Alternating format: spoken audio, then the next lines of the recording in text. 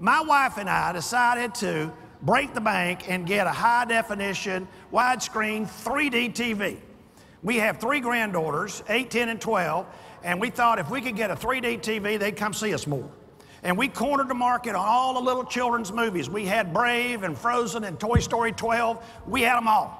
And of course, sure enough, it worked. I mean, they'd come to our house, you know, they'd put those glasses on, you know, and the images would come out in the living room and they'd squeal and they'd get all excited. We want to go see Chippy and Nanny again. Then they went to Disney World and they got 4D.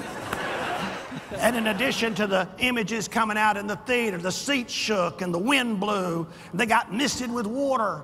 And we walked out of that theater and they said, Chippy, when are you gonna get a 4D TV? And I realized that's a lot like what customers are saying. Give me an experience that stimulates all the senses. Give me an experience that's different, that's unique, that gives me a story to tell. I took this picture at the True Value in Dublin, Georgia. I thought it was really cool. Free ride in a police car if you shoplift from this store, compliments of your police department. See, we'd see that. Or an interesting sign like this one I took. What I'm saying is, let's begin to think about it. How do I begin to see it through a whole different set of lens? And look at it again, 4D. And it starts with knowing what's gonna work. Knowing what's gonna work. And I think that means leaders who connect. Leaders who connect. Connect with their customers, connect with their employees. Who are there, who are asking questions. There was a great book by Tex Bender called Don't Squat with Your Spurs On. I think most of you read that book in high school. But it had a great line in it. It says, you can pretend to care, but you can't pretend to be there. It means leaders who are there, who are connected. And this guy is the guy who does it. This guy is John Longstreet. He's currently the CEO of the Pennsylvania Restaurant and Lodging Association. But when I worked with John Longstreet, he was the general manager of a huge hotel in Plano, Texas. Huge hotel, a business traveler's hotel.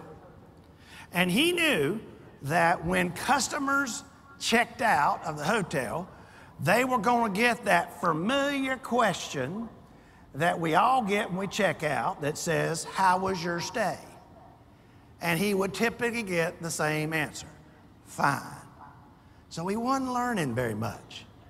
And so he said, who does the customer talk to?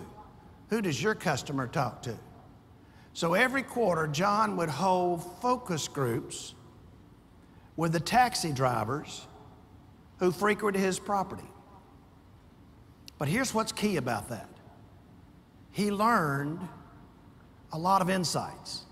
Not just information, not just understanding, but what does it really mean? For example, when customers, guests talked about the fact that sometimes the towels smelled a little scorched, like they'd been in the dryer a little too long in housekeeping, what they were really worried about is a hotel fire started in housekeeping. When the guests said they spotted a security light out in the parking lot, what they really worried about is security in the hallways. When they talked about dust bowls under their bed, what they really were worried about were bugs in the room. So again, what I'm saying is we need to find unique ways to connect. Connect, that means leaders who are there, who are out there, who are talking to their employees, you know, being curious.